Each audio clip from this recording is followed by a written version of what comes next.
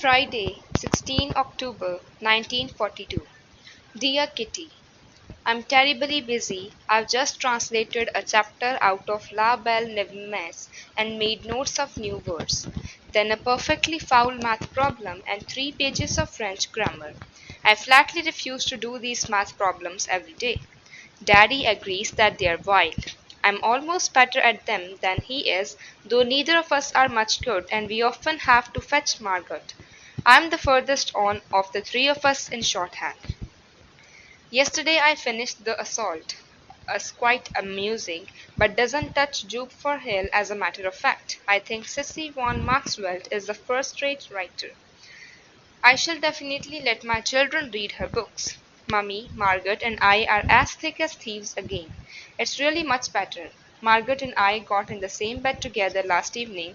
It was a frightful squash, but that was just the fun of it. She asked if she could read my diary. I said yes, at least bits of it, and then I asked if I could read hers, and she said yes. Then we got on to the subject of the future. I asked her what she wanted to be, but she wouldn't say and made a great secret of it. I gathered something about teaching. I'm not sure if I'm right, but I think so. Really, I shouldn't be so curious. This morning I was lying on Peter's bed, having chased him off at first. He was furious with me. Not that I cared very much.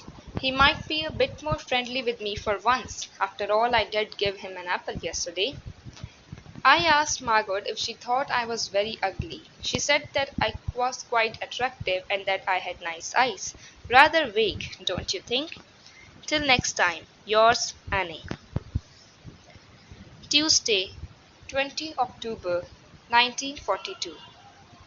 Dear Kitty, my hand still shakes. Although it's 2 hours since we had the shock, I should explain that there are 5 fire extinguishers in the house. We knew that someone was coming to fill them, but no.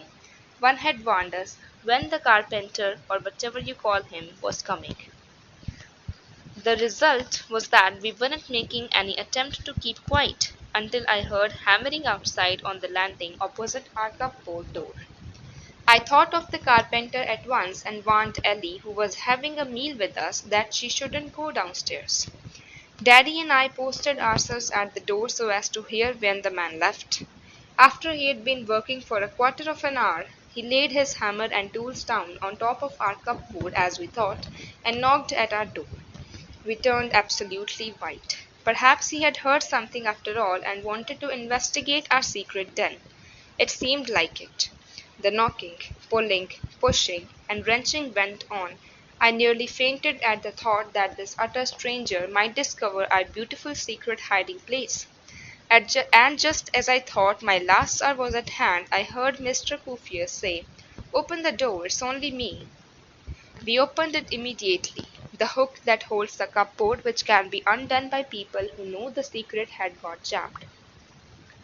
That was why no one had been able to warn us about the carpenter. The man had now gone downstairs, and Couffier wanted to fetch Ellie, but couldn't open the cupboard again.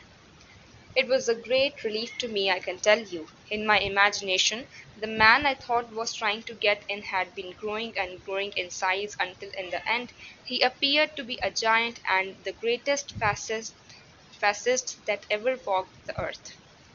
Well, luckily everything was okay this time. Meanwhile, we had great fun on Monday. Miep and Hank spent the night here. Margaret and I went in Mummy and Daddy's room for the night so that the Von Santons could have our room.